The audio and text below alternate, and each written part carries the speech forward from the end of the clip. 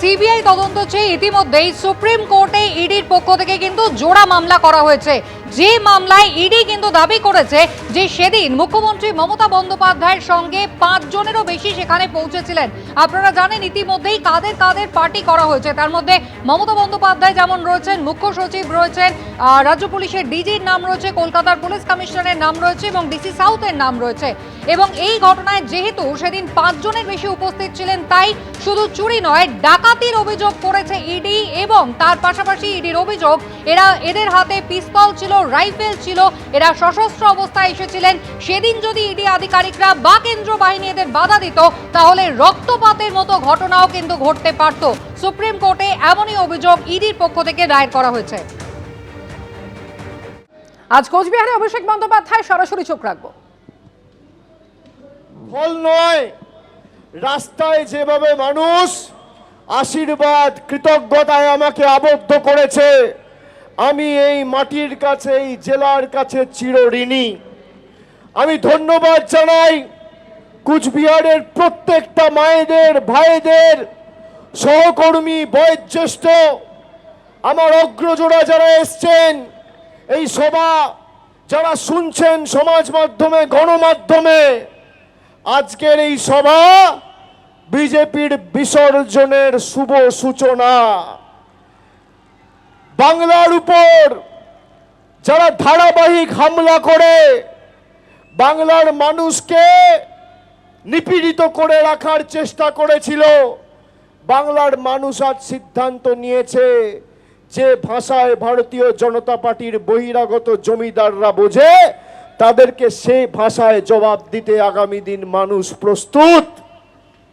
2014, 2016, 2019, 2021, 2024 বিজেপির নেতারা এখানে সভা সমিতি করতে এসে যে প্রতিশ্রুতিগুলো প্রধানমন্ত্রী সহ বিজেপির বড় বড় নেতারা দিয়েছিল, নারায়ণী ব্যাটালিয়ন তৈরি করা, চিলারায়ের নামে প্যারামিলিটারি ট্রেনিং সেন্টার করা, পঞ্চানন বর্মার নামে লাইব্রেরি করা, মদন মোহন মন্দিরকে আন্তর্জাতিক পর্যটন কেন্দ্র হিসেবে ঘোষণা করা, কুচবিহার রেলওয়ে স্টেশনে 2021 সালে স্পোর্টস হাব তৈরি হবে বলে যে শিলান্যাস করেছিল, ফলকে শ্যাওলা পড়ে গেছে।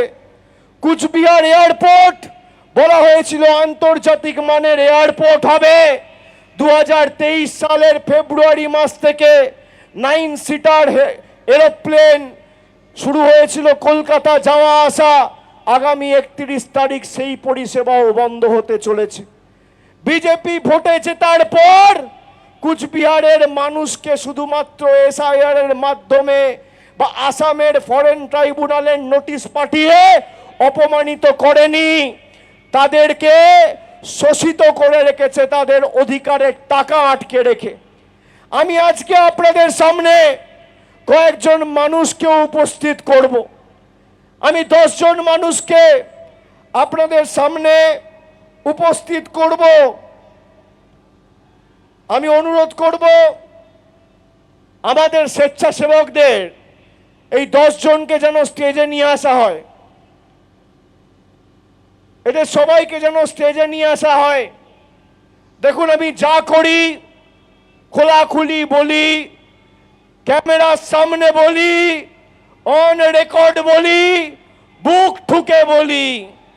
আপনাদের সামনে তথ্য উপস্থাপিত করা আমার কর্তব্য, আমার দায়িত্ব।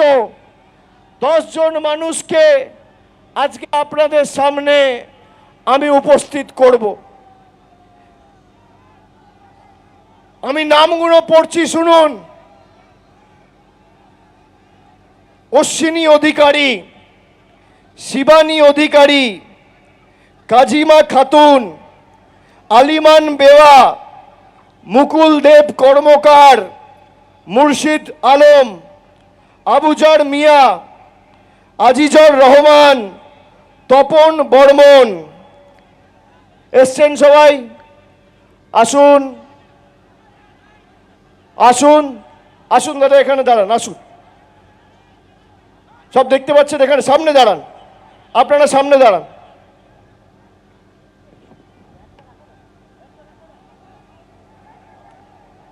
দেখতে পাচ্ছেন? হিপি এদিকে আয়, কাগজটা ধর। দেখতে পাচ্ছেন সবাইকে? দেখতে পাচ্ছেন কি পিছনে যারা আছে দেখতে পাচ্ছেন? হাত তুলে বলুন দেখতে পাচ্ছেন? দেখা যাচ্ছে? দেখতে পাচ্ছেন? সবাইকে দেখতে পাচ্ছেন না আমাকে একা দেখছেন?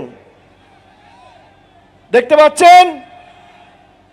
আমার সাথে 10 জন রয়েছে, সবাই কুচবিহার জেলার মানুষ।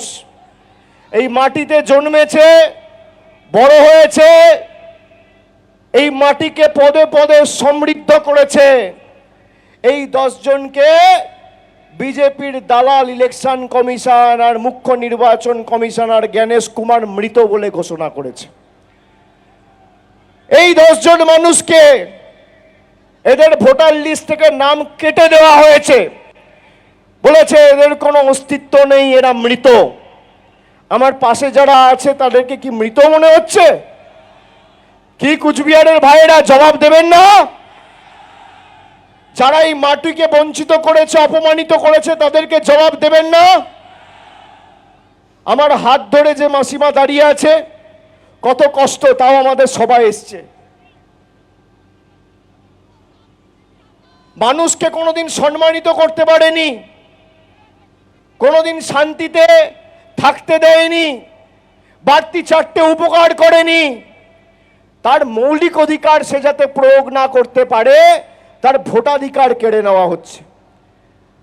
আমাদের জল, কল, রাস্তার টাকা খালি নরেন্দ্র মোদী আর অমিত শাহ সরকার বন্ধ করে রাখেনি, আমাদের ভোটাধিকার কেড়ে নিতে চেয়েছে এই দিল্লির জমিদার আর বিজেপির জল্লাদেরা। আগামীর লড়াই, এদেরকে উপড়ে ফেলার লড়াই, এদেরকে বিসর্জন দেওয়ার লড়াই, এই ছাইপাস আবর্জনাগুলোকে সাফ করবার লড়াই।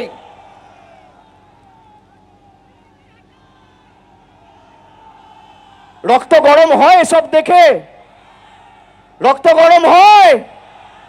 বিজেপির নেতারা যারা এতদিন কুচবিহারে ছিল, 2021 থেকে 2026, 2021 সালে 7 জন বিধায়ককে জিতিয়েছিলেন। পরবর্তীকালে দিনহাটা উপনির্বাচনে তৃণমূল জেতে। আজকে স্কোর কি? 9টার মধ্যে 3টে তৃণমূল আর 6টা বিজেপি। বিজেপিকে যত জেতাবেন আপনার অধিকার থেকে আপনি বঞ্চিত থাকবেন।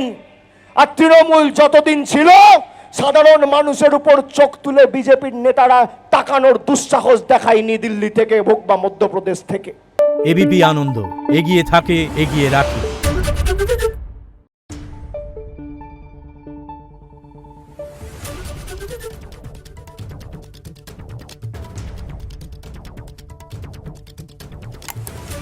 Thank you.